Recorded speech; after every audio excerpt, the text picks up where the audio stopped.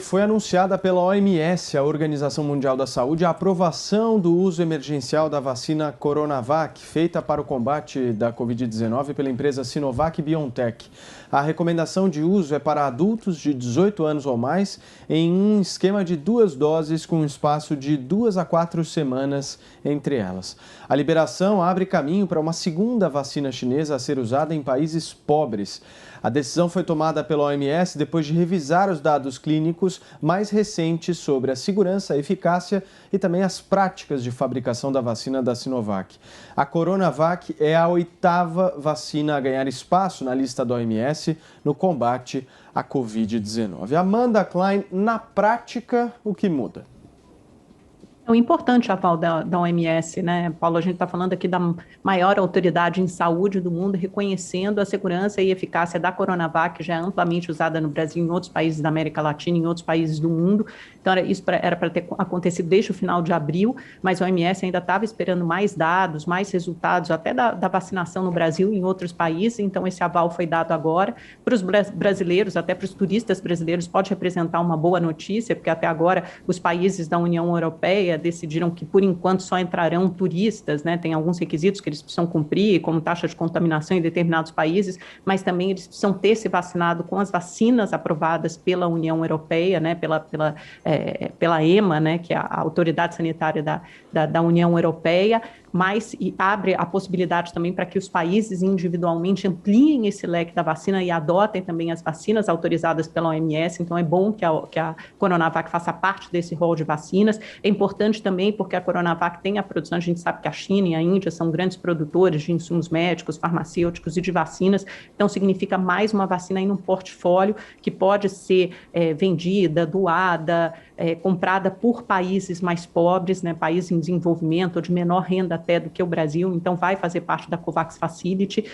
Então, em vários graus, é uma notícia importante. Ontem a gente acabou não conversando aqui, não mencionando, porque não deu tempo, mas tivemos o estudo de Serrana também, que traz alguns resultados muito importantes na vida real, na prática, numa cidade do interior de São Paulo, com um pouco mais de 40 mil habitantes, em que 27 mil adultos foram vacinados, e aí com resultados muito interessantes com a Coronavac. Então, 95% de redução de mortes, 86% de redução de internações, 80% de redução de casos sintomáticos, e 95% da população adulta vacinada. Então, isso mostra que com mais ou menos 75%, mais de 2/3 da população vacinada, você pode ter um grau de defesa coletiva muito interessante. Então, como instrumento de saúde pública, a Coronavac funciona muito bem. Então, isso foi atestado pelo estudo de Serrana e agora recebe mais essa chancela, mais esse selo de qualidade fundamental da Organização Mundial da Saúde. Serrão, como é que você vê essa aprovação pela OMS?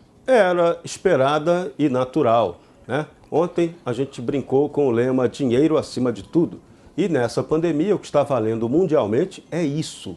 A vacina é um negócio, é business, não é caridade de empresas farmacêuticas para salvar vidas da população. Elas estão ganhando muito dinheiro, lucrando muito com essas operações. Então, só para lembrar, a Coronavac, ela é uma vacina que vem do laboratório Sinovac em parceria com a BioNTech. E a BioNTech está aí em todas as vacinas importantes do mundo. Então, é business, é negócio. Agora, importante, além dessa avaliação da cidade de Serrana, daqui a pouco teremos uma outra pesquisa também da cidade de Botucatu, onde está sendo testada aí a vacina da AstraZeneca. E a AstraZeneca deve apresentar, a pesquisa local dessa cidade deve apresentar resultados muito parecidos com o de Serrana, no interior de São Paulo, Botucatu. Então, é o jogo, é a guerrinha de vacinas, o marketing da vacina para mostrar quem é melhor. E a gente vai pagar aí 10 a 12 dólares por dose para que essa indústria farmacêutica lucre bastante. Por isso, tem a campanha violentíssima, subliminar, contra qualquer possibilidade de tratamento precoce, ou tratamento preventivo, ou tratamento imediato, que é o termo mais correto. Isso não é ideal para a indústria farmacêutica. Ela quer, na verdade, que a gente agora tome e compre vacina. Esse detalhe que tem que ser lembrado. E, na verdade, o Brasil precisa o quê? De tratamento preventivo, política preventiva de saúde da família. É nisso que nós temos que investir para que não tenhamos aí novas goleadas de 7-1 para o Covidão e outros vírus parecidos. Vai lá, Constantino. Paulo, é teoricamente uma boa notícia, mas eu me empolgo menos do que muita gente por aí por vários motivos. Em primeiro lugar que a OMS, como eu passei a chamar, Orquestra Mundial do Socialismo, ela não é esse ícone todo da ciência como querem crer alguns jornalistas quando interessa. Até porque ela foi muito errática, né? Ela é comandada pelo Tedros Adhanom, que é um revolucionário marxista da Etiópia, acusado de corrupção lá no seu país, e nessa pandemia se mostrou um puxadinho do regime ditatorial chinês. Agora, mesmo assim, olha que interessante, ao aprovar o uso emergencial da Coronavac, sempre bom lembrar que é só o emergencial, né? E aí estamos com base no critério emergencial vacinando populações inteiras. A OMS considerou que poucos participantes com mais de 60 anos haviam sido incluídos, né? Ela não recomendou um limite, entretanto, máximo para vacina, porque dados que depois do teste em vários países, né, sugerem que a vacina provavelmente tem um efeito protetor dos idosos. Mas veja como é tudo muito vago. Imagina se alguém usasse essa linguagem para falar de cloroquina. Rapidinho ia surgir aí jornalista arrogante falando que é negacionista, embusteiro, né? Outra coisa, o Butantan ainda não publicou o estudo com a fase 3 da vacina. Especialistas cobram isso para poder ter acesso. O FDA nos Estados Unidos não aprovou essa vacina. Então são coisas que desanimam um pouco, mas eu acho que é boa notícia, deve estar caminhando bem. Outra coisa, os mesmos que rechaçam o exemplo da Argentina, aí depois o exemplo do Texas, ou então Porto Feliz, porque a demografia é diferente, porque é pequeno, porque é outra realidade, de repente usam Serrana como prova de alguma coisa. São pessoas que não sabem como é que funciona a ciência. Agora, precisam explicar por que foi a 0 o número de óbitos em Serrana antes da vacina, né? Então, usar o caso de Serrana, que é do tamanho aqui de Weston, para provar a eficácia, é típico das pessoas que repetem que a cloroquina é comprovadamente ineficaz. Ou seja, gente que mente, faz política e não entende ciência, né? Então, nós temos alguns exemplos ruins. Se o Brasil, que vacinou mais do que uma França inteira, e é o 4º país do mundo que mais vacinou, tivesse vacinado por algum milagre, né, o triplo das pessoas, ele teria a mesma taxa de vacinação do Uruguai. Só que o Uruguai assumiu a liderança de óbitos na região por habitante. Então são informações incômodas. São coisas que incomodam certas teses e são ignoradas por quem faz política em vez de ciência. Até porque ciência se faz com perguntas incômodas. Seychelles, que é uma ilha lá com quase 1 milhão de habitantes, um conjunto de ilha, né, é o país que mais vacinou do mundo e teve um surto. O Japão, por sua vez, vacinou 3% da população, menos que isso. Menos que isso. Vai realizar Olimpíadas e está bem controlada a questão lá da Covid, a princípio. Então, de novo, temos mais perguntas do que respostas, mas vai explicar isso para um sujeito que é jornalista, arrogante e acha que é especialista.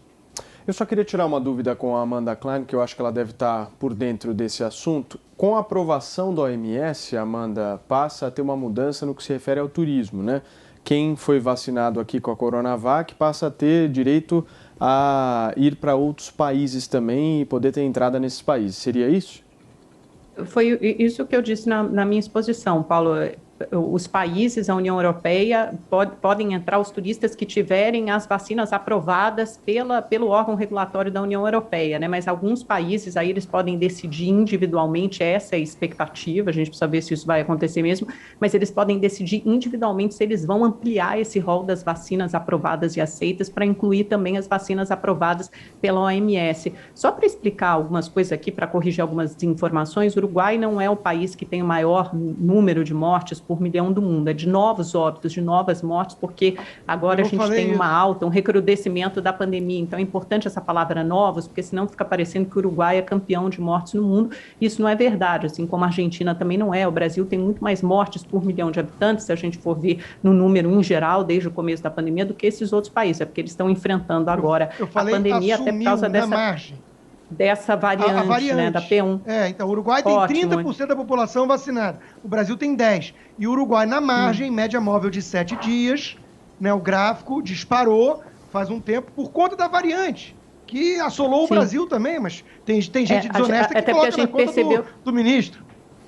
Não, você vê como é difícil a gente atingir a imunidade de rebanho, né, Constantino? Mesmo com a vacina, você tem 30% da população vacinada, mesmo assim, com essas novas variantes muito transmissíveis circulando, como a P1 de Manaus, você ainda tem um aumento de casos e mortes de internações. Por isso que esse estudo de Serrana mostra, ele é feito em pequenas cidades mesmo, que não poderia ser feito numa cidade como São Paulo, que tem uma população enorme, né, de 11 milhões de habitantes, não seria viável. Então, você pega esses estudos, esses cases menores mesmo, o Serrão mencionou Botucatu, vai ter a Ilha de Paquetá também no Rio de Janeiro, com a AstraZeneca. Porto Velho para cloroquina não serve?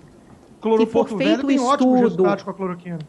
Então, mas aí não foi feito um estudo. Se você for feito um estudo, né, duplo cego, randomizado, pegando os mesmos perfis, a população, a faixa etária, que é considerado padrão ouro na ciência, é assim que você vê. São estudos diferentes. A aprovação, com certeza, de remédios e de vacinas é de uma forma diferente. A vacina já foi aprovada pela Anvisa, foi aprovada pela OMS também. Não me consta que nenhum desses órgãos regulatórios tenham aceitado, por exemplo, mudar a bula para medicamentos do kit Covid, assim como a FDA não aceitou. Eu entendi o seu ponto perfeitamente, Constantino. Como sempre você quer desqualificar e desmerecer os estudos. O estudo com a vacina, ele é feito... O estudo com a vacina já foi feito, né, com duplo cego, randomizado, com placebo, com vacina, tudo isso a gente foi feito. Foi esse estudo que foi aprovado pela Anvisa. Aí você tem essa fase 4... foi queda de 75% após vacina. Isso não é ciência. Exato. Isso não é ciência. Antes da vacina teve queda de 100%. Teve mês que não teve queda. Serrana colocou 0 óbitos. Você escolheu Serrana justamente porque ela tinha... Você escolheu Serrana, não foi uma escolha aleatória, você escolheu Serrana porque era uma cidade pequena, mas que tinha uma taxa de contágio muito alta. E note que esses números, da vacina, esses eu acabei resultados... De falar, meu Deus. Antes da vacina tinha ido a 0. Exato. E aí a vacina... Não, senhor Constantino, a vacina foi dada justamente... Olha a tabela. A vacina foi dada justamente nessa segunda onda seríssima que teve no Brasil, então em março e em abril, quando todas as cidades, todos os estados estavam enfrentando uma alta número de casos e mortes, a gente tem uma redução em Serrana. Se isso não é uma prova de que a vacina funciona, eu não sei mais o que você quer.